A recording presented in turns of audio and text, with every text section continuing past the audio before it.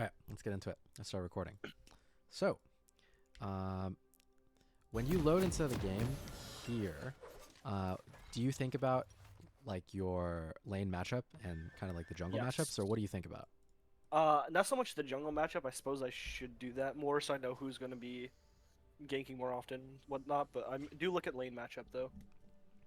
Okay, and like, what do you think about this lane matchup? How do you want to play it? So I'm looking at Caitlyn Senna into Aphelios Karma. We should be able to hard bully them early Mm-hmm. and build a lead off of that. Just due to Senna being a generally aggressive support with good sustain, and Caitlyn being a good poking and under tower and kind of shoving them in. Mm-hmm. Versus Aphelios can't really fight back, especially at level 1, whereas Karma can. Uh, they do have good disengage with Karma E, but other than that, I don't really see an issue with our lane. Right, and I think you touched on a really important part of this lane, which is that Aphelios can't really do anything, and you can get push. Getting push and having prio over the other bot lane is really important when you play these matchups of two range supports versus two range supports, Mm-hmm. because it's really easy to poke them when they have to walk up to CS and when you have more minions than them. If you don't have Yeah. more minions than them and you're stuck under your tower, then you're just gonna get harassed while you're trying to farm. So in these kinds of matchups, it's way more important than if you're playing like melee support matchups that you just keep push on the enemy bot lane. Mm-hmm. Cool. So you guys had a really sick start to lane. I like this actually. Yeah. I was like, alright, I'm fine with this. He has to walk all the way around 1 HP. He can't play the lane anymore. Mm-hmm. Then, we see him walk back up.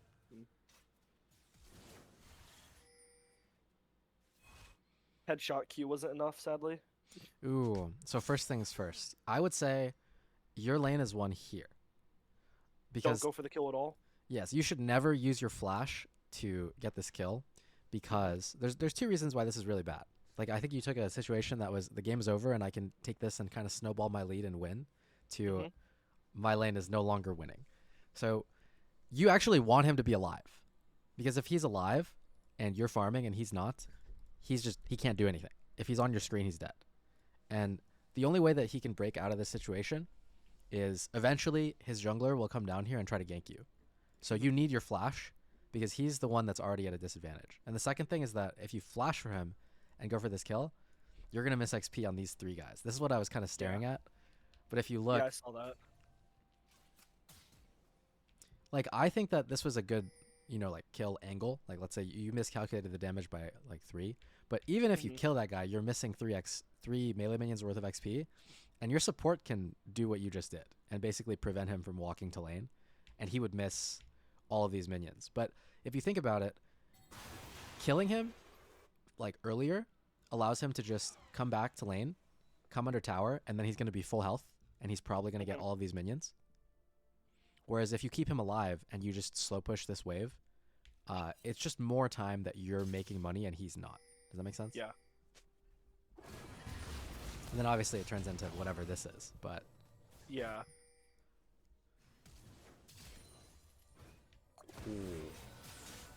okay, yeah, the game is like pretty, I would say chaotic from like that.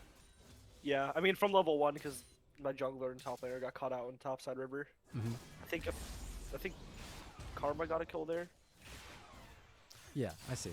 I'd say the general thing that you want to think about when you're playing ranged versus ranged is that it's pretty hard to kill the other lane, like kill your opponents in lane, because you don't really have any lockdown to just kill them from full HP, like you would with a Mm-hmm. Leona or something like that. So more often than not, it's about conserving your health and your resources, like your flash and your summoners, and just slowly whittling them down. Because if you look at what happened, he's down 7 CS, but he's going to be able to farm all of these minions. And look at your guys' HP. Mm-hmm. And something to keep in mind is that your We saw junglers are on Udyr. top, and you guys saw Udyr. So we don't know that he based, but I'd feel like this situation is pretty bad for you. You're not full health. Your Senna's Mm-hmm. half mana. You don't have flash anymore. You can't really like. It doesn't feel good to punish these guys and poke them. Whereas if you just Mm-hmm. stayed full health and prioritized, CSing in the wave, and you guys kept your health high, you'd have more opportunities to punish him in lane. Mm-hmm. let's just see what you end up doing with the wave. I would say you're pressuring, also a little bit desynced with the minions from what I'm noticing. So what I mean by that is, generally speaking, when you play Caitlyn or any kind of champion with range, you want to pressure them when they walk up to CS, right? Like when they want to go for a last hit, you step up and they choose between hitting you or the minions. And that's how you get free auto attacks on people. So when I see you actually walk up to auto attack, they're not in range to hit any minions. Like here, let me go draw this out. So let's say this is Aphelios' max range, like here. He's not actually trying to CS. So you're just taking an even auto trade, which is not what you want to do when you have push. You want to like sit maybe here, and then when he actually walks up further enough to start his auto animation, you see his gun prep, then you go for the auto. Because otherwise you're just losing your health for no reason. Yeah, that makes sense. Cool.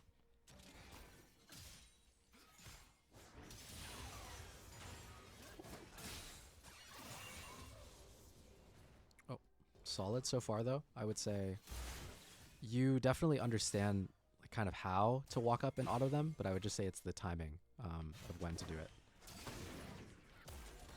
So for example, right here, this little trade. Yeah. So Karma's no Q for 6 seconds.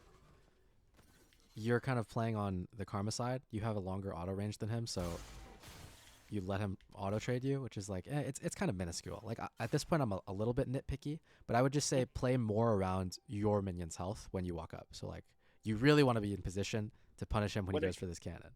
Yeah. Does that make sense? No, yeah, makes perfect sense. I'd say most of trading in early lane phase is all just around like the minion's health. So for example, this cannon already died, but you're walking up anyways, and you just ate a Q. No reason to eat that. Exactly. And so because you ate the Q and now you have to turn around to hit this minion, he gets to auto you again. So it's like you went from him being 100 health, level 1, to less than 2 minutes later, you almost have to base. And this matters a lot more when you're playing range versus range. Because like you're level 3 to level 1, but you don't feel like you're owning this guy. He's pretty safe to just farm all these minions. And that's just from all those kind of little trades adding up over time.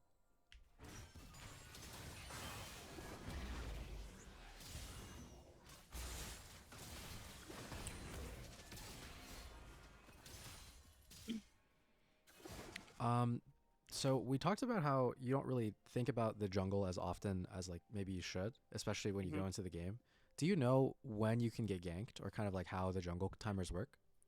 Generally around 3:30 to 3:45 is when junglers would be ganking, since they're done with their full clear, Scuttle Crab's most likely dead, and they have nothing else to do besides gank or recall. Oh yeah, perfect. And then there's also, I would say, 2 more things that are important to keep in mind. So first one would be on the third wave, 245. If they do 3 camps, like Udyr does 3 camps, he could 3 camp you. But the second thing is that if you know what side he's full clearing to, which in this case you did, right? You remember how you saw him over here a little bit earlier? Yep. He's full clearing to top, which means that his Krugs are going to respawn at 420. 420 is like the first time that the first camp will respawn. That's not their buff. So this means that you're in a position that I wouldn't necessarily say is like a code red, but this should be kind of like a warning sign for you that you generally don't want to be staying in lane and pushing around like 420 or like the 6th wave. That's generally when you want to base, unless this health condition is reversed. Like let's say you're full HP, you have a ward here, their Aphelios is like 200 health under tower, they can't really gank you because you're too far or too far ahead, then I would consider staying. But I would say keeping in mind that their jungler is probably going to come bot in the next minute, it's important to fix your wave and get a base off before he gets here.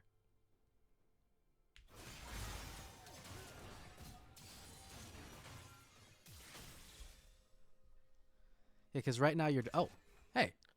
Nice. Yep. He took Kane's bot, I think. Yeah, so I think he did skip camps to be here. It looks like he did, because it's 3:45. I don't know exactly what he did. Yeah, he did. He did 3 camps bot side and then invaded your guys' bluff, and then ganked you after that. So 3:45, which was right at the timer that you talked about. So it seems like you keep in mind kind of like when junglers can be where, which is good. But this is just a result from, you took these bad trades in the early game, and you didn't really get yourself out of the situation that well. So Yeah. let's take a look at like what we could be doing better. Obviously, you know that whenever you crash a wave, it'd be a good time to base, yeah? Yep. So at this point, even though you got that sick trade level 1, because of how the rest of the lane went, because like you used your flash, you missed XP, you took some bad trades, I would probably focus on just getting a base off. Like right now. Probably crash this wave and then just recall. You may end up missing some of this, but you're essentially getting yourself out of the situation where you have way less HP than your opponent. Because at any time, like you get ganked, your lane is pretty screwed. But you do have a good time to recall here by like a call or by longsword refillable and just get yourself out of the situation. I think generally speaking, when you lane as AD carry, your health should always be near full, or your health should be like considerably more than your opponent. And if it's not, whenever you crash a wave, you usually just want to base. Okay. But does that all make sense though? No, it makes perfect sense. Hell yeah. Okay, cool.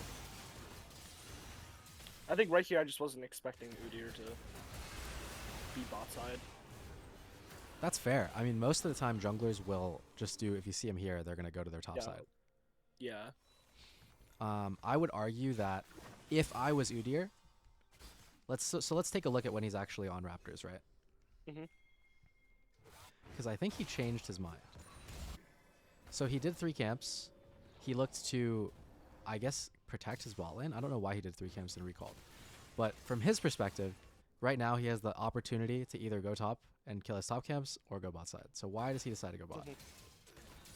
And if you look, you guys are pushed up with no wards. Yep. He sees Kayn here with 1 HP. So he knows that, oh, this is a free bot gank, like whenever I want. Their condition is pretty bad.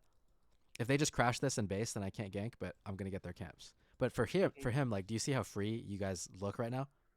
Yeah.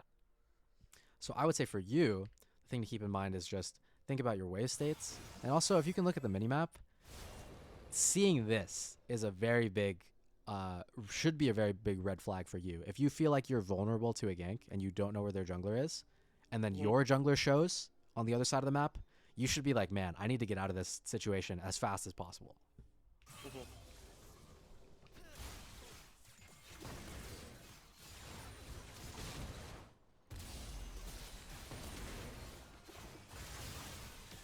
So you guys end up dying to the gank.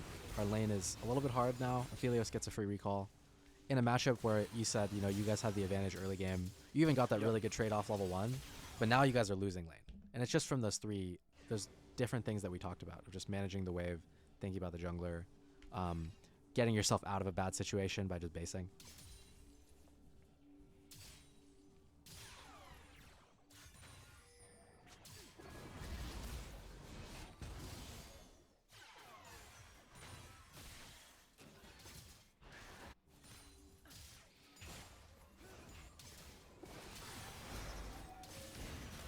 So far as you come back to lane, I mean, it seems fine. You're taking these trades over the minion waves, and looks like you guys kill trade here. Okay.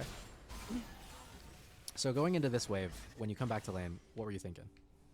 I want to slow push this into the next wave, and then hard push next wave to bounce back into us. Yeah. And remember how we talked about how when you crash the wave into turret versus range champions, that makes it easy for you to trade with them? So I would say that you had the right idea in mind, where you slow pushed here and you're like, okay, I'm going to hard crash this wave.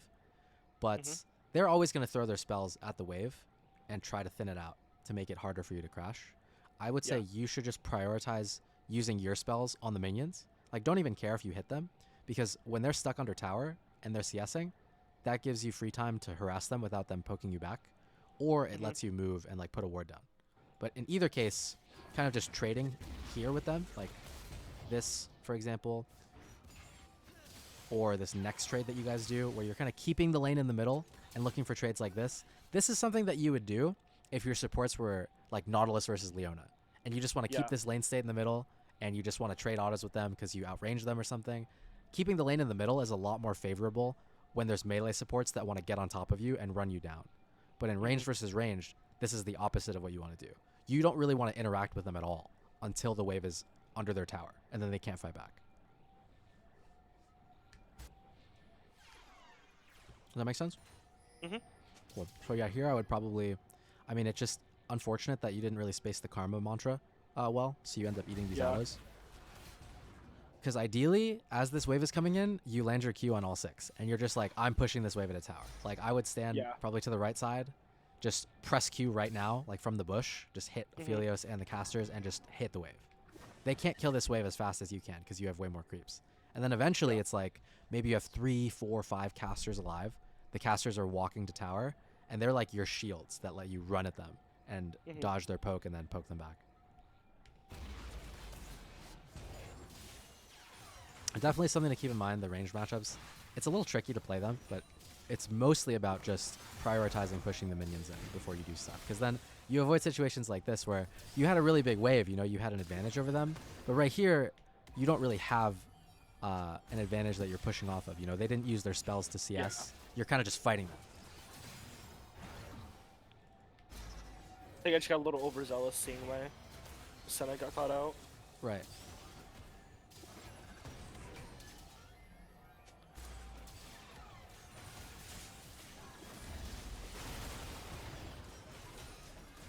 And this is, I would say, something that you always want to avoid. This kind of situation where, even if it's good for you, just straight up fighting them. Because generally speaking, like I said, it's hard to kill your opponent unless you have like some kind of lockdown. So more often than not, you want to be just taking good trades. Like you lose 30%, or sorry, they lose 30% of their health, you lose like 5%. They auto you one time or something like that. And so opting into these kind of volatile, we're just throwing spells at each other. One, it's bad because you're losing health, obviously. But two, it's bad because since you're not stacking a really big minion wave and fighting them off of it, even if you were to kill them right now, the most that they would miss is like these 4 minions, right? Then they're going to die, they're going to respawn, they'll be back in time to get this wave. But if you keep them low health and you're just slowly taking kind of like little HP leads, they're going to miss like 2 or 3 minions on every single wave that they stay. And over time, you make more money than them. It's not like an all at once, just like kill them, push, and base, like Kai'Sa Nautilus or like a Draven lane would do, for example. But for Caitlyn specifically, it's about like every single wave, you're going to eat one of my Qs and you're going to miss like 3 farm. And it's just, I'm going to keep doing that and I'm going to keep hitting your tower until eventually I have like BF sword over you or something like that. Yeah. And that's the goal with Caitlyn, which is why I would say Caitlyn's like pretty hard to play. But it does seem like you're pretty decent at knowing how to play like the champion, but the lane phase definitely could use improvement.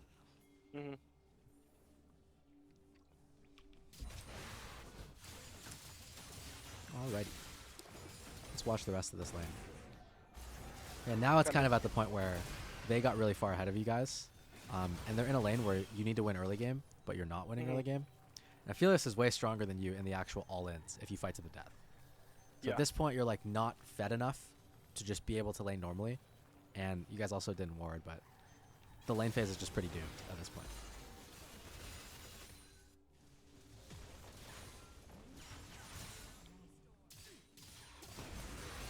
So we'll watch the rest of this lane kind of 2x it. We're in a losing situation now, but you did say that you ended up making a lot of money and that you came back and were strong. So let's see kind of what you do outside of the lane phase, because you have a pretty good idea of what happened and like what went wrong during lane, Yeah. Okay, cool. Do you remember what time in the game where you started making money and you're like, I don't really know how I can carry from here? It was a good bit into the game. I got a couple kills and major shutdown. Cool. So you want me to just skip ahead to that point, or do you want to watch kind of like the rest of this lane? The rest of this lane's pretty sleeper, honestly. Yeah, it doesn't seem like much is gonna happen. Push, counter push, until eventually they get tower, I think. Because I can't walk up. Oh, this is a good example, like what they're doing to you, of what I mean by you need the minions. Because it's like, at this point, he's really free to harass you because you have to farm. And the minion wave's under your tower. This is what you would want to be doing to them. Yeah. Every time that you walk up to CS, they throw their spells at you. And it's super free for her to throw spells at you because your character has to stand still to CS. So you either move and miss the CS, or you just take damage. And this is like, you should be doing this to them, is what I was trying to say. But this is like a perfect example of what should happen in this lane. Obviously reverse, but Hmm. cool. Sleeper lane. We'll fast forward. They just hit your tower. Doing a decent job of stabilizing, like you're not chain dying, which is good. Yeah.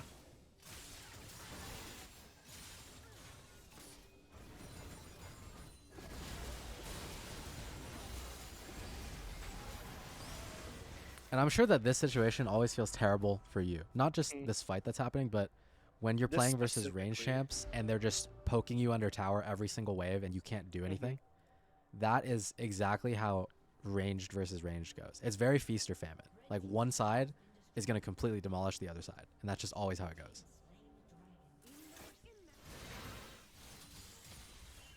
Pick up a kill there.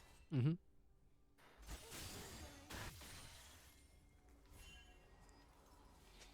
I'd say something that you maybe missed out on this situation is not pushing the next wave. So Aphelios wasn't showing on the map at this time, so I didn't feel safe to walk up and hit it. Right, because he could be like here or something. Well, he also could be coming back from base, and I know he still has flash at this point because he hasn't used it to get away from us.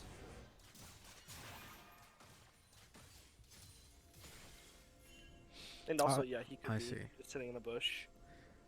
Yeah, because your Senna has Q coming up and heal. So Hmm. I would say if you really want to get this wave because you know where their jungler is, you can. It just kind of relies on you, like ping assistance. You like question mark ping this bush. It would take a lot of time. I think unless your Yeah. support knows what's up and he like finds Aphelios for you, like Hmm. that's what I would do if I was your support. Just like look for their AD carry and make sure you can farm. I'd say recalling here isn't the worst because if your support isn't on the Neutral same is great. page, you could die. Like if you don't trust this guy to protect you, and Aphelios is just in this bush, and Senna doesn't react to him like flash auto attacking you or something, you could Mhm. die. So it's fine. I think he also had Collector at this point, so I was really, really in danger of dying to him. Yeah, you're like, this guy's gonna one shot me. Okay. Yeah. At this point, I don't feel safe being bot lane.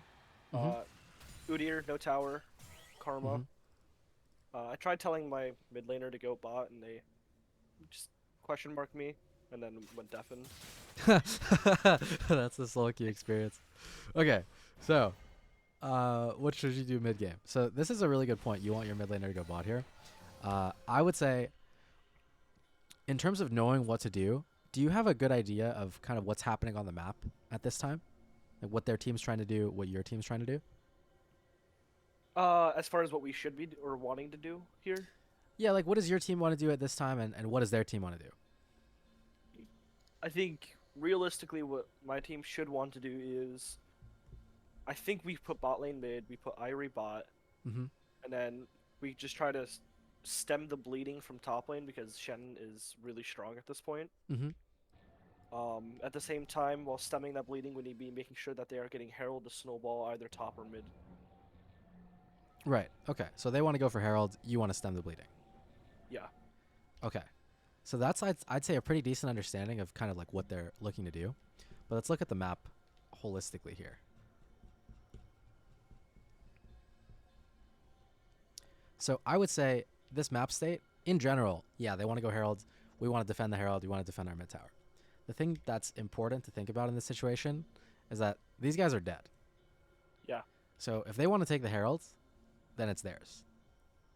Mhm.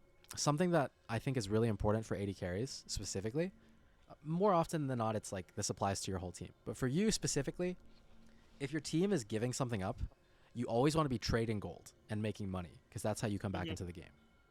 So I would say, oh, they're going to get Herald. And the first thing that you should ask yourself is what you just touched on, which is, can we defend this? And because your jungler is dead, that answer is no, right? So I can't defend the Herald. What should I do? In that case where we can't defend this Herald, we probably can't walk this way to top, to defend top, because we don't know where they are. They could be in our jungle. Yeah. The next best thing to do is you want to trade gold. And you were saying like, oh, I want to stay mid, and I want my mid laner to go bot, eat this bot wave, hit this bot tower. I think you should go bot. I think Mhm. if I'm playing AD carry and I want to make the most money, I would like just start sprinting here and ping assistance and get this whole wave and just start hitting this tower. Because you want to be the one that's making money. Like obviously, if your team was ready to fight and you could defend the Herald and they were on the map, it would make sense for what you said, where, you know, Ari can go bot, I'll stay around mid so I can help my team if there's a fight. But as soon as you know, okay, we're in a position now where we're just going to trade gold. They're going to get the Herald. We're going to go for bot tower. If you're ADC, you want to be at the forefront of that trade of gold. It feels really bad if you push mid and you're Ari's bottom, getting this whole wave, and you're just hovering her while she gets the gold of the tower. You know what I mean? And you have to go back mid. Yeah. You would rather be the one that's actually making the money. So when you're thinking about trading, I would say, like, usually it's you that wants to be the one in these positions where you go down, kill this ward, go down, take all this money, hit this tower, maybe get this bounty. That would be awesome. But I would say that's something that we could add to kind of like your flowchart of how you think about these situations. Just, can I trade gold? And I want to be the one that's making the money. Like, screw my Ari. Like, I don't care about this guy. I should push this wave with him and then just run bot.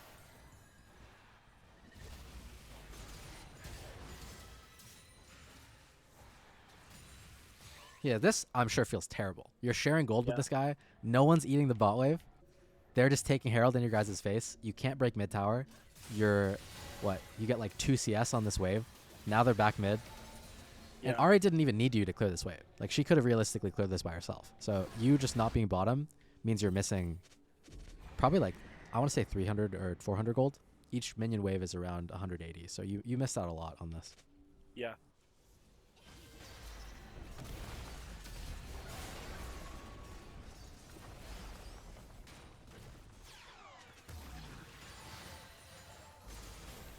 And then another thing that I want you to think about in terms of your decision making as AD carry is ADC is all about making money and being strong and getting items so you can carry the game at like 3 or 4 items, right?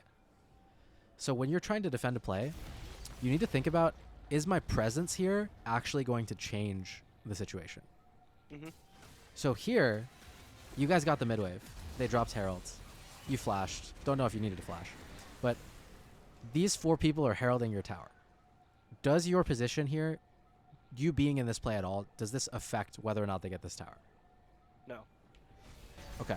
And then for this next wave, if they want to crash the Herald into this next tower, does you being here do anything? No. Right. So you shouldn't be here. Because your presence doesn't change the situation. You would rather have your support at your mid and your jungle be the ones that are stopping them here, while you're the one making money in the side lane. You basically missed like 600 gold, I would say.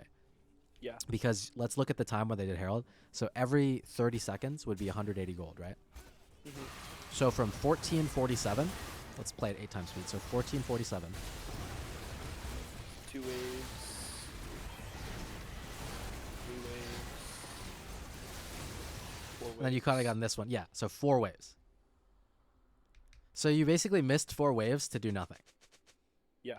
And that's, I would say, the difference between a really good AD carry and like someone that is like diamond or below. I'd say that's the big differential. Is, you know, we talked about that too, is figuring out when should I move and when should I help my team. The big question is, if I do move to help my team, is it going to do anything? And if it's no, then just do something else. Even doing wolves or like killing wards or anything that gives you any kind of money is better than what you did. And that's how you can kind of decide, you know, is it worth my time to go help my team? Yeah.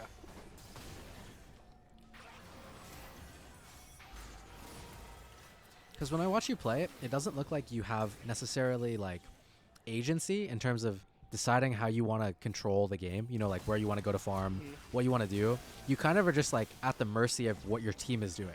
And you're just kind of reacting to what's going on as opposed to just following where the gold is on the map.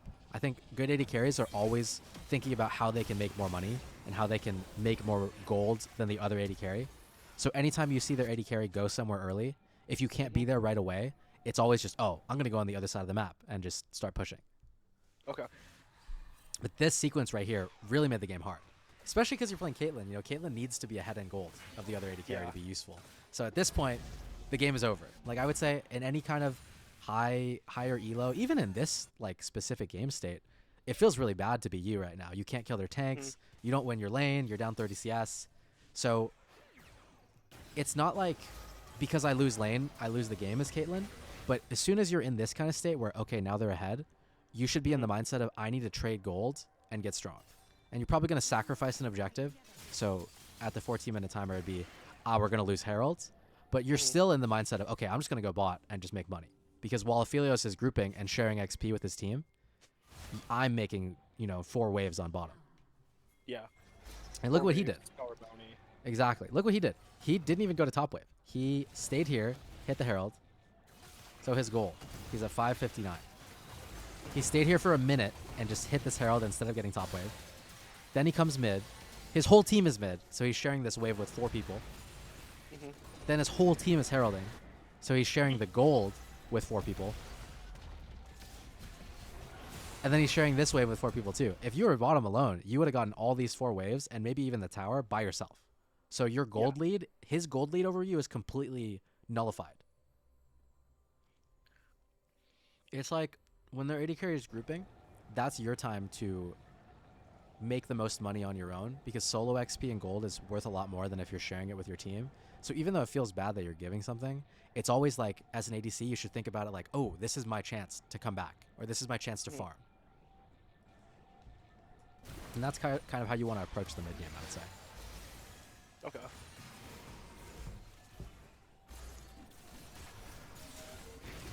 And then we can also take a look at some team fights too. But generally, Yeah. that's the flow chart of how you want to approach mid game. Which is, can I mash them? Can I stop them from doing what they're doing? No. Okay, how can I make money? Yeah. So in those scenarios where mid laners, even at this point where they should be the one rotating bot since they're coming out of base, I should just rotate bot here since, I mean, not right here specifically, but A little in a earlier. scenario, yeah, in a specific scenario where they're coming out of base, just clicking mid on repeat, I should just click somewhere else, get that gold by myself. Yeah, exactly. I mean, you'd rather even be the one bottom in that situation because you're safe, because you knew where everybody was. I'd say if it's dangerous, the reason why your mid laner is the one that usually goes bot is because they're a lot safer. Ahri has ulti to get away from ganks. And AD carry generally wants to be mid, because you know how I said, oh, like, let's trade and go on the opposite side of the map? Yeah. If you're the one that goes to the side lane as AD carry, there's a chance that your team doesn't play to you and they play to the other side. And in that case, you're just sacking. Like, you know how when top laners are getting 4-man dove and they just have to back off and sit here? Yeah. There's a chance that if you go to side lane as AD carry, that's you. And as ADC, you always need to be making money. So I would say when you're mid, you can always make 1 wave every 30 seconds. That's like the baseline. But if you ever have an opportunity to go to side and trade gold onto you, that's when you make the most money. So I wouldn't say like try to go side lane, but anytime that you can and you're safe to, that's what you want to be doing. Like, that's how you make the most money in League, is just push the side wave, get the side turrets, take the jungle camps, make them miss waves inside. It's the least safe place to be, but if you know for a fact that they're on the other side of the map and you get to be the one on the opposite side trading money, that's like the perfect situation for AD carries. Okay.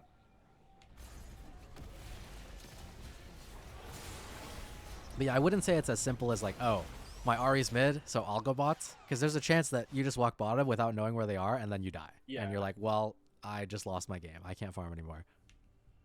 So it's just take it with a grain of salt. Like, kind of think about where the enemy team is and like what information you have. And if you can't go bot, like let's say they're not doing Herald. Let's say you're showing on this wave and no one on their team is showing. What would you do? Safest thing would probably be to shove as quickly as I can, playing towards that top ward right there, and get out. Because if they're not showing anywhere on the map that I can see, and I have a ward on that top river right there, they're more than likely right below me trying to make a play. That's perfect. And if you're trying to move somewhere on the map, do you know how to take control? Like for example, let's say no one's showing. Everybody's alive. No one on their team is showing at all.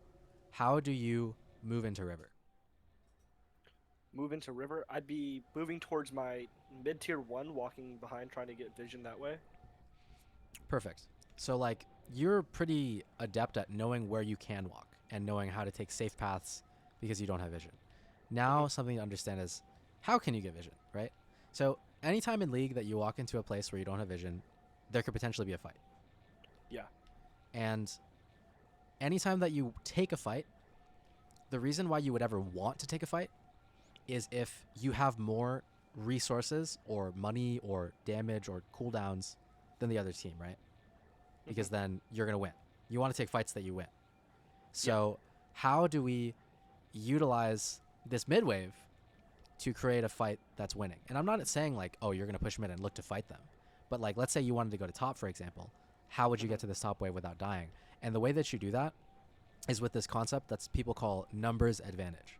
So all that means is that if you're going to look to move somewhere where there could be a fight, which is usually like in river where there's no vision, you need to have more people that are ready to fight than they do. And the way that you do that is by pushing waves. You know how whenever you push bot wave in and they're stuck under their tower, that's how you get to move and do something else? Same thing applies to mid, but even more so in mid game, where if you push this mid wave, you're threatening to hit their mid tower, and you're also making them miss farm. So someone is going to show mid here to catch the wave. Always. Someone will usually show mid and defend their mid tower. So whenever someone's stuck under tower and you already killed this entire wave, that would be your guys' opportunity to be like, oh, you know, their AD carry and support are showing mid. And teams are really bad at this, especially in like anything below challenger, where they'll just show their support and jungler for no reason. So you could be like, oh, there's 3 people here. I know that we have 3 people here, so there can only be 2 people in this river. Let's like go push them out and then go to top. Yeah. So it's a lot of, if I don't know where they are and I want to make money and I want to get to these side waves, because that's how you make the most gold, push mid with this mid laner, and then with all of you guys together, you guys would like retake and help you get to the side waves. Yeah. It's a lot more of a coordinated play, and obviously, you know, it's solo queue, so your team's not always going to want to do this. But I would just generally say it's helpful to know how you can create situations where you can walk, you know, the aggressive way. Because you're really good at looking at what's on your screen and being like, oh, I can't walk this way, I'll die. But I would say something that you could be better at is identifying how can I create situations where I can walk the way that I want to. Does that make sense? So like that applies to this situation. Okay, we see Ari, we see Shen, we see these guys. There's 4 people here. So the only place I can walk is I could defend this mid tower, or I could walk this way into Udyr. Yeah. Pretty sure Udyr was dead. I'm not 100% sure, I could be wrong. But yeah, he was dead. So you push mid with the goal of making them show, and then when they show, like based on where they are, that decides what you can do, like where you can go. So back in this case where it's like, okay, there's 4 people here. Udyr is in base, so there's no one on this entire side of the map at all. This is all mine. I can either back up and defend this, or I can go bot and farm the bot wave because nobody's bottom. And then in this case, it's like, well, can I defend this tower or this one if I'm here? No? Okay, well, all this is mine. So maybe I can like loop around here and try to cheat their raptors. Or like maybe I can come this way and then just run all the way bot and start farming bot wave. But that's kind of how you get in the mindset of making money and moving around the map as AD carry, is you always just default to mid and then make them show. Does that make sense? Yeah. Basically just I'm trying to steal as much money from them and from under their nose as much as possible. Exactly, yeah. And you always think about anytime that you show yourself in a team fight, especially early on in the game, you're taking away time that you could be using to farm. Like, you're going to be sharing gold and XP. So whether or not you want to move to a situation to help your team, think about it like you're sacrificing your future gains to help your team right now, unless that situation is like, I'm going to get a free double kill. Then obviously you always want to move to help your team. But if you're in a situation where you're like, you know, like, I don't know if I could really do anything here. Like, I might just be sitting around and watching my tower die. Never be there. Ever. Like, your team might flame you, but I'm sure that your team would rather question mark ping you at 15 minutes, and then at 30 minutes you, like, get a pentakill because you're 6 items, than, like, you're just kind of waiting around to lose. Like, what you ended up doing in this sequence, even though it feels like the right thing to do because you're like, oh, I have to defend this tower, you just lost. Like, there's no way that you should be able to win the game from this game state because you're not making money anymore. And that's, like, how you know you're doing something wrong.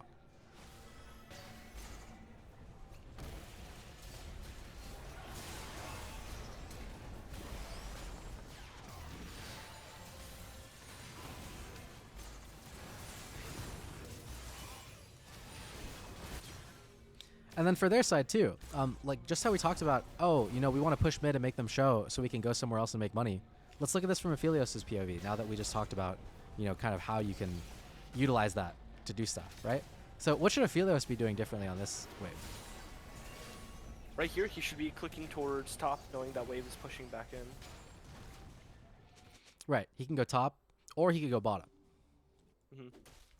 But either way, he shouldn't be doing this, right? Just kind of standing here doing nothing. Right. He's staring at you guys eat these 4 minions. But because he sees all 5 of you guys, like in this case, you'd say he could go top.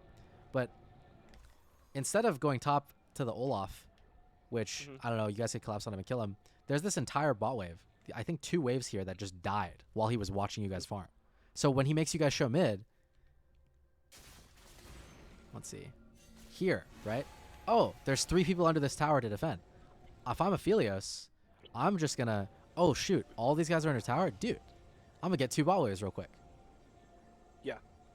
And that's what you want to be doing as AD carry. That's how you play against like challenger AD carries or pro player AD carries. And you're like, dude, how does this guy have 170 CS at 15 minutes? It's not because they don't miss minions in lane. Like most of the time they don't miss minions in lane, but that's not how you make money. You make money and get gold and have more CS than them by doing stuff like this, where you get extra waves. You like push this wave and make them show, and then you leave and you take these 2 waves, or you leave and you take the Gromp and these 2 waves, like stuff like that.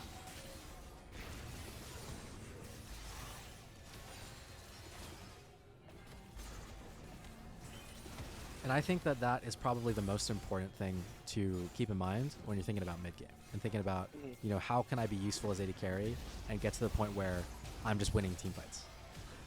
I would say that's probably like a decent amount of info. Like, do you feel like that was like an overwhelming amount of info, or do you feel like that? No. You know, that kind of makes sense. The reason. No, it makes perfect sense. Okay, hell yeah. And now we'll just. I think we should maybe look at a few more examples of, you know, how we can make more money, or like how we can allocate our time, because, you know, I did know that you wanted to ask about, you know, when should you help your team versus when you should leave, and we kind of covered that, but we'll look at a few more examples and then we'll go over some team fights, I think. Alrighty.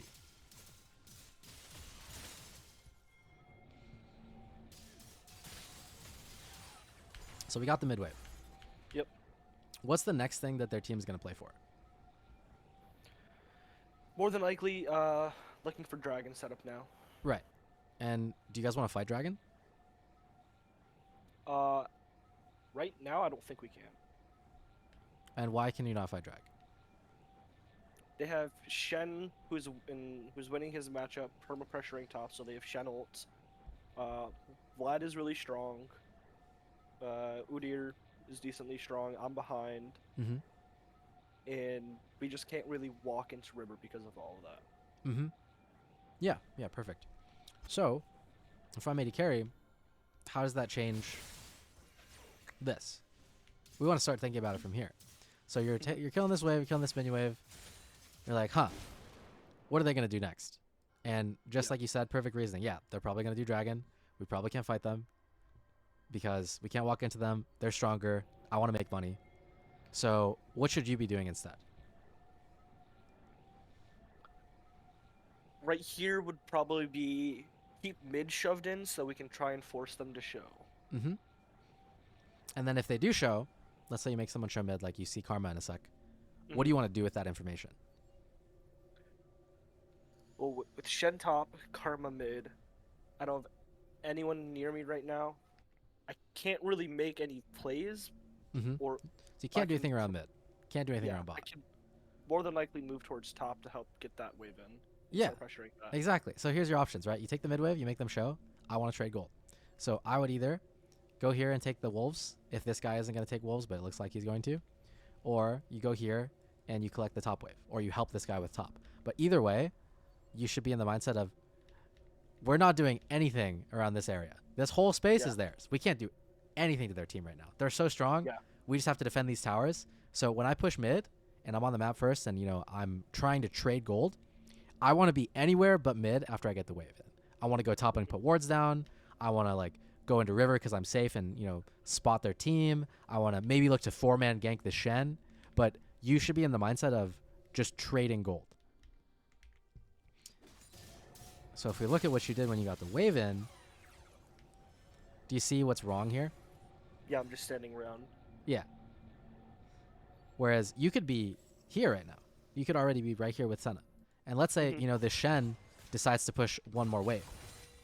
Let's say he shows on this wave. All of a sudden, you have 3 people here in Tribush, and your Kayn starts walking from Raptors, and all of a sudden, you guys have a trade play. You can trade gold and get this 400 gold shutdown on Shen. Whereas if you just stand around mid, like, you're not creating any opportunities to do anything. And when there's nothing for your team to do, people get bored, and they'll just kill themselves. Like this Kayn. What is he doing? You guys don't have mid prio. Your Olaf is top with no TP. Their Shen is level 12 with ulti. He walks into them 1v5 and dies. But let's say you're here and you just want to push this top wave all the way in. All of a sudden, oh, maybe Kayn can go and take their wolves. Or like, oh, Shen is showing. Maybe I can go kill this Shen. But you want to create opportunities for your team kind of with the priority that you're getting in mid, as opposed to just standing in mid and doing nothing with it. That's how you can decide, like, what do I do with my waves? Because it's always just, can I stop their team from doing what they want to do? No. Okay. Let me do anything else. Like, literally anything that you would do that's in this part of the map is perfect. Even if you were to just walk all the way top, watch Olaf kill these minions because Shen isn't killing himself, and then walk back mid and catch the wave, that's still more useful than just standing around mid and doing nothing. Like, you always want to be trying to make something happen. Because then it's like, oh, well, shoot, now I have to catch mid. And if their team wants to, because you're all the way back here, you can't get this farm anymore. You're going to lose these camps. Yeah. Whereas, like, if you would just hovered top after you killed the mid wave and Kayn came with you, mind you, that's kind of relying on your jungler to not int. But if you guys did the right thing of trading topside, you would probably be able to eat the Raptors and the mid wave. Yeah. So it's little kind of small decisions like that in between every wave that really make the difference. Because if we look at all the different times that you missed money, just from minions alone, you would probably be at like 7.2k gold. We talked about how you missed like 4 waves here, or you missed like 2 waves here, maybe the Raptor camp, maybe the top wave. When Ahri was mid, you missed maybe getting the bot tower. So potentially you could have even been almost even with Aphelios and gold, even without fighting them at all. Yeah. Yeah, that's why it's super important to kind of just think about how you're using your time and like where to go. But in terms of actually deciding where to go and what to do, you have a really good sense of danger as AD carry. Like, when I watch you play and I think I hear your reasoning, you know what's safe and where you can walk and where you can't walk. So I think by using that kind of line of thinking, just adding on, what are they doing? Can I stop them from doing it? Okay, I'm going to do something else. That will just infinitely make you stronger and help you get more money in the game and be more useful too. Yeah, like, what is Caitlyn level 10 going to do to this Vladimir? Like, nothing. You walk up here, yeah, you just stare at this guy. And this is a continuation of the last play, where you guys didn't index into putting vision down topside and eating your top camps when they were bottom for Dragon. So now you lose both. And I think people like to say, whenever the other team gets to make 2 plays, like, they win on both sides of the map, your game just becomes infinitely harder. That's that time in the game where, when you recall and then the enemy team comes back to lane and you're like, oh my gosh, their AD carry has a full infinity edge over me. Like, I'm down 2 levels. I can't do anything.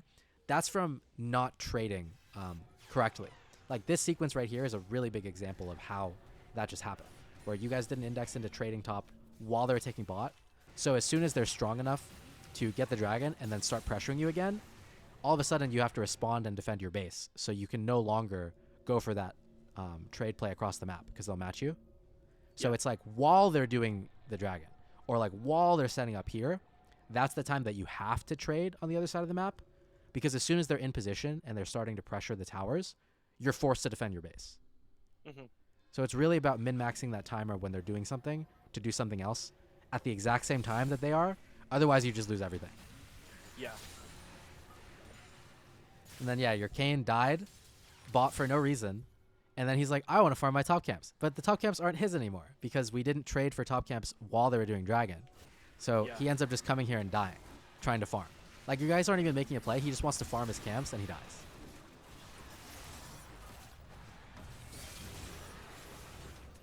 You guys come back in this game? You said you ended up making a lot of money and you could have carried. I end up collecting the shutdown off of Shen.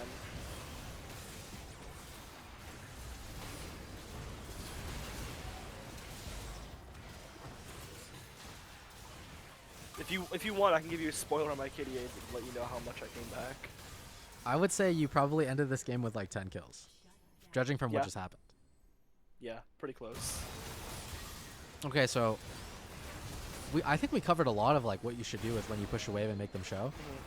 So what did Aphelios do wrong here? Why are you able to come back?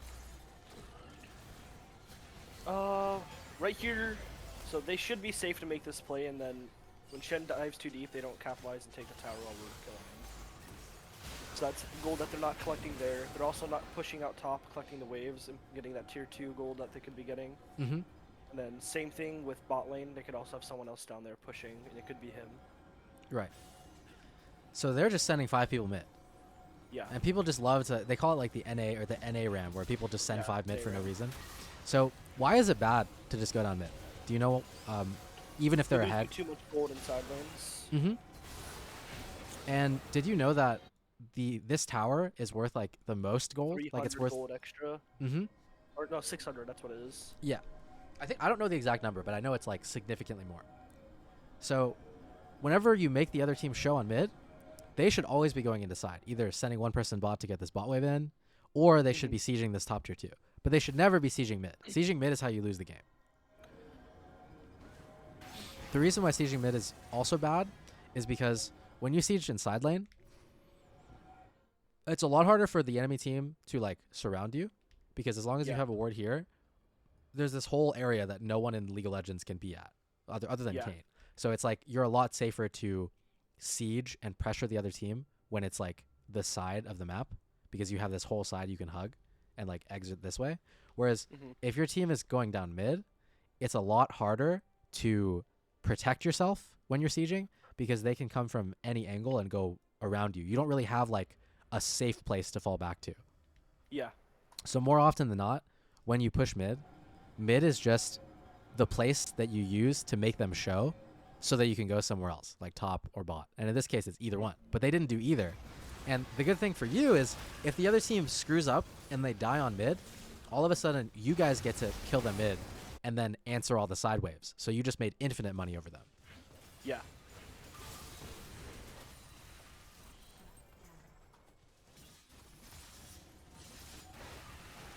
So your Kayn gets the mid wave, you guys get the wolves, you get the bot wave. No one's pushing top, so they're missing farm top. And this map is just, they're just losing slowly. You guys are able to catch back up slowly in gold because they just went down mid. Do you want to see how the team fight went at all? I know you want to talk about how team fights go. Sure, let's take a look. Boom, boom, boom.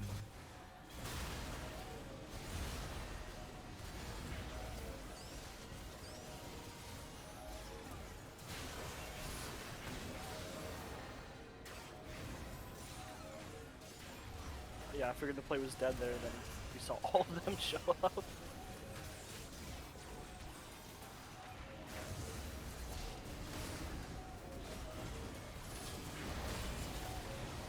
Oh, wow, yeah.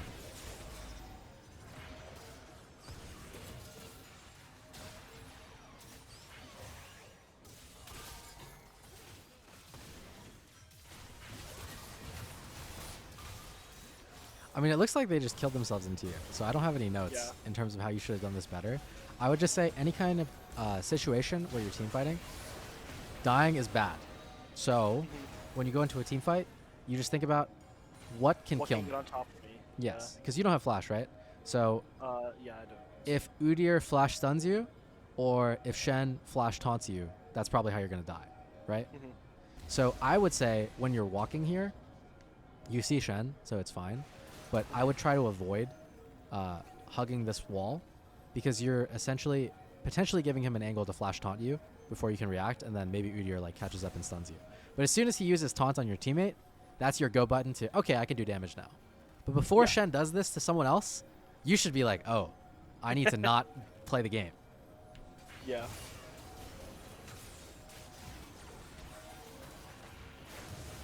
And then I think this was a pretty decent bait into just, they just overchased to kill you and you got free kills. I don't think anything spectacular happened here. You play a lot of Caitlyn, right? Yeah. The only thing that I would suggest, or the only thing that I would change, is a very small micro thing. So there's not even much to go over in this team fight. I mean, they just killed themselves. But to nitpick, the only thing you should do different is the path that you're going to run to, you can put a trap down while your character is in this E animation. Like, you don't have to stop moving to place it down while you're dashing back. So I would have just EW'd. Like, you could have already had a trap. You see how your character had to stand still to put that there? Yeah, that's more time I'm moving. You're losing time that you could be using to move because you didn't press E and W at the same time. So maybe that could have made the difference, like in a different situation. But in terms of this one, it was all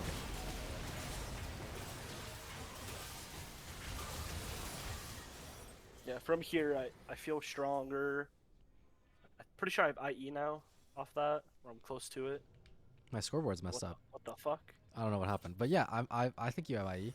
I believe you.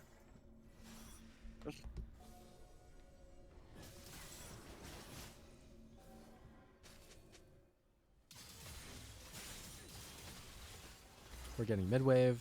We're just defending.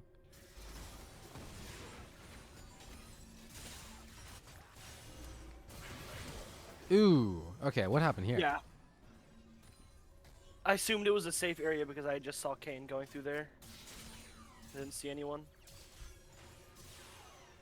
Now that I'm looking at it, he probably came from above. Let's see what they did. So the other team actually does what we were talking about earlier pretty well here. So remember how I said, like, you want to make them show mid before you go get vision anywhere? Yeah.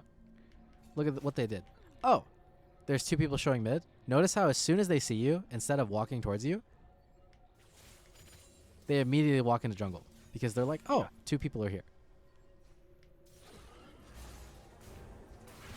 So for you guys, it's, I'm showing on mid. They can walk into our top side. I need to think about them being here, potentially. Like, I know that you just saw Kane, and you're like, oh, I feel pretty safe to walk in here. But just keep in mind, off of this mid wave, when you're catching a second like this, they could really go anywhere. Yeah. And so for you, all that you need to think about is, where can they be? And the only thing that's up is Baron. So you see Shen here, I would literally just AFK, like right here, until I know what's up. Because walking in here and dying this is really bad for AD carry. But having to burn your flash before the Baron team fight, especially because Baron is going to be the next thing that people are going to fight over for the next like 5 minutes. Like usually a team will fight a Baron or die at Baron or get Baron in the next 5 at like 22 minutes. So not using your flash and just playing really conservatively and letting your team face check everything for you is super important. Even if you think no one could be there, it's like you don't have a reason to walk up here. There's not like an active team fight. The enemy team isn't on Baron, so you don't actually like gain any information by going here. So I wouldn't.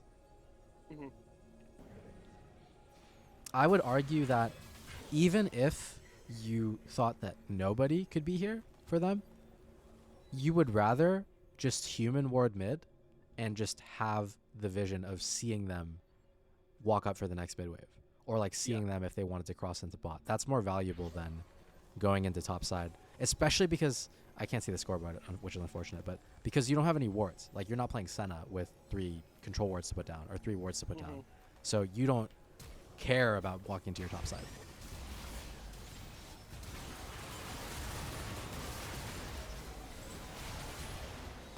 Okay, this obviously could have been better. And let's look at the team fights where you come back.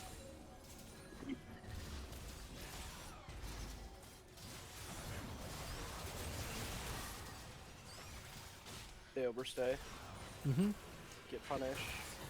They walk into your traps. You're kiting pretty well. Nice.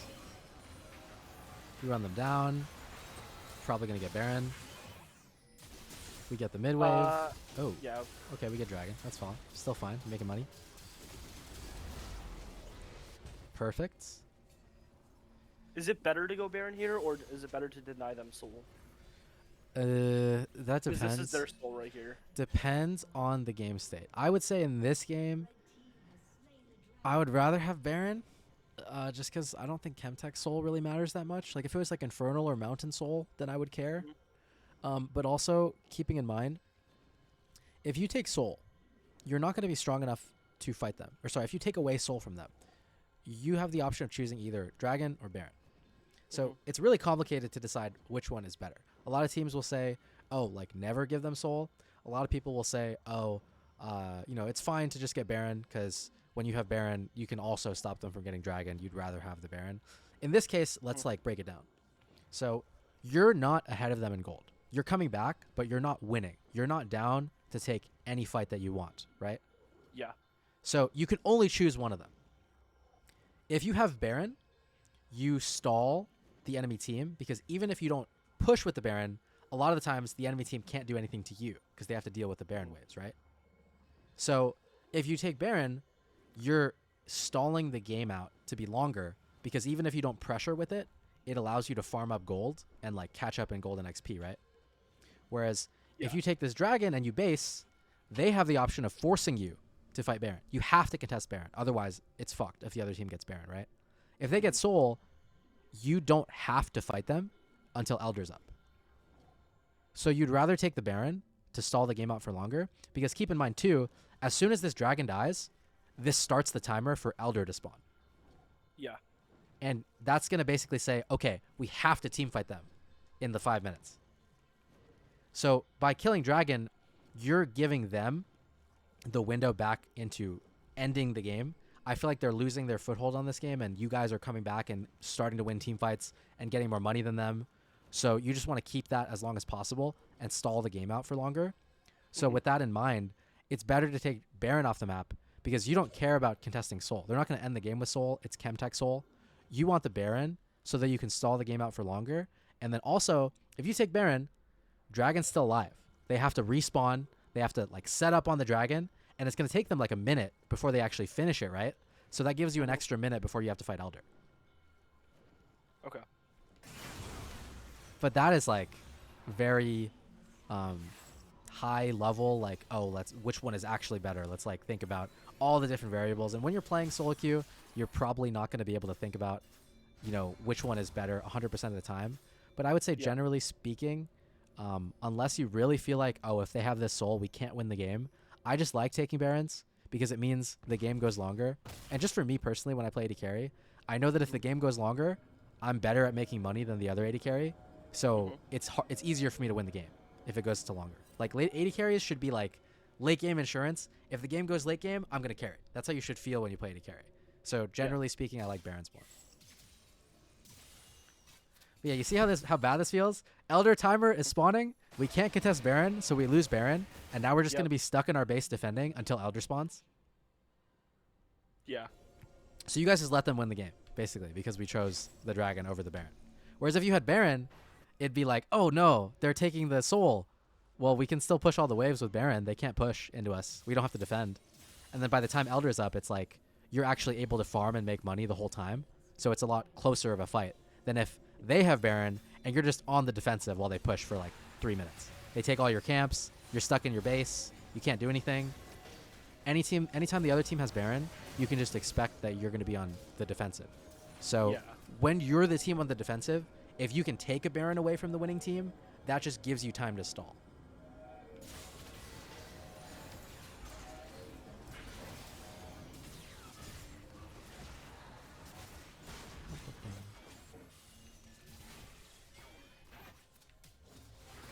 Team fights. It doesn't seem like there's many like organized, we're grouping, we're going to fight this objective, this team fight set up properly. I think a lot of this will happen in solo queue, where you're just going to be encountering teams that just run down mid for no reason and don't actually coordinate their pushes. So you can really utilize this to your advantage. But in terms of actually watching the team fights, I don't notice any glaring issues. I feel like you're like playing around their threats pretty well.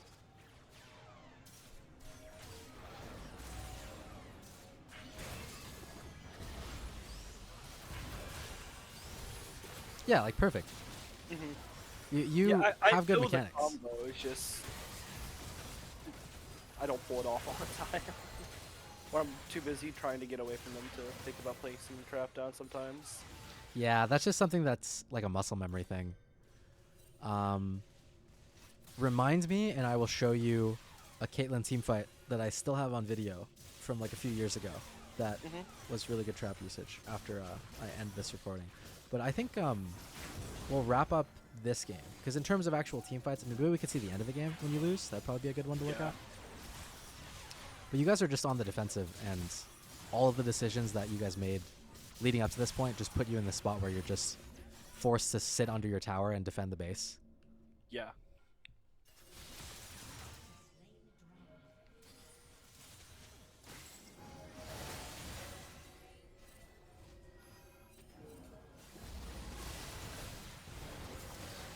Okay, let's take a look.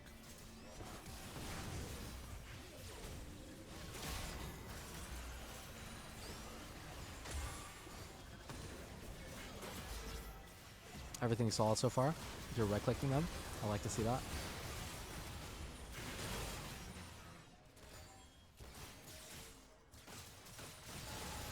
They have triple inhib. They get Baron. The game is probably gonna. Yep. Oh, it ends before Baron. Okay.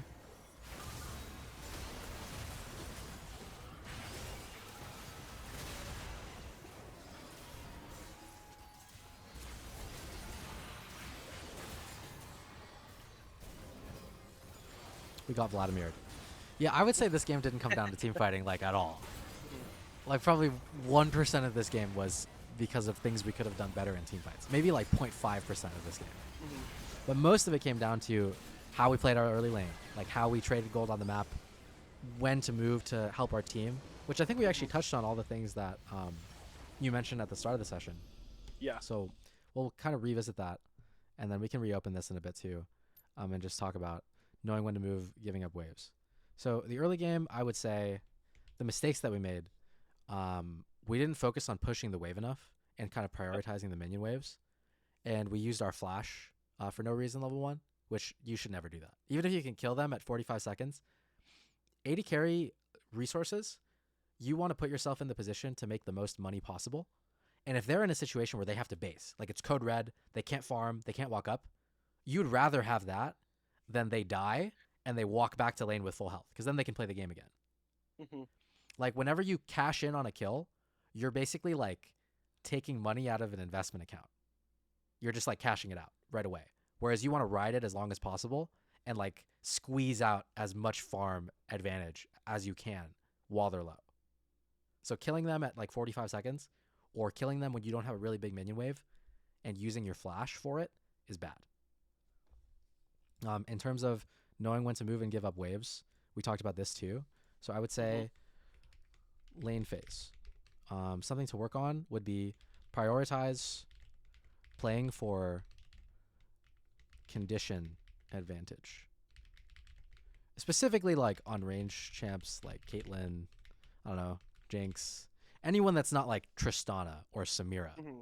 This applies Yeah. to almost everybody. You want to play to have your condition be better than theirs, because as long as you have more health and resources than they do, you always will be able to feel like you can do more in the game than if you just use a bunch of stuff and trade a kill and then you're Hmm. not getting the most money as possible or as much money as possible. So prioritize playing for your condition always. And then the second thing to keep in mind is that if we're ever in a bad lane state, prioritize getting a recall. So we'll go open this back up again. I'll see if I can have both open at the same time. But actionable wise, I think I can summarize it into a few points for you. The last thing would be the trading patterns. You know how we kind of touched on, you want to walk up as minions are dying and trade around your minions' HP. Hmm. So that would be another thing to focus on for lane. For trading, only walk up when my minions are about to die. You don't want to trade for no reason. Even if you just like, I auto them, they auto you. It's like, why would you want to do that? You only want to Yeah. do damage to them when you can do damage to them for free. So you walk up as your minions are 1 HP. And then this is when we didn't recall. We stayed for this wave and then got ganked by Udyr. Yep. So if you just... If my lane's in a bad state, oh, I need to base. I don't know where their jungler is. But I crashed this wave, just recall. Okay. And then mid game.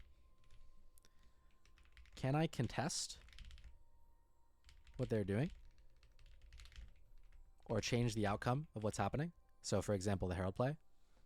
Yep. If I can't, how can I trade gold or make money? And I'm pretty sure for the rest of this entire 30-minute game that we watched, it all just came down to they did something and you guys didn't trade gold correctly, so you lost both things.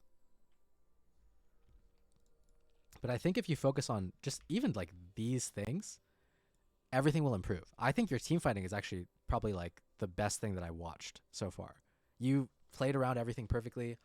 You missed like what, an EW on Caitlyn, but you baited them to kill themselves on mid. You spaced well. You know the combos well. You don't kill yourself. You're really good at knowing when the other team can kill you or when something is potentially dangerous to walk into. So I would just say add this to what you already know and you'll be good to go, or you'll definitely get a lot better. Okay. And then I'll end the recording and I'll show you the Caitlyn clip and we'll kind of end off on that notes.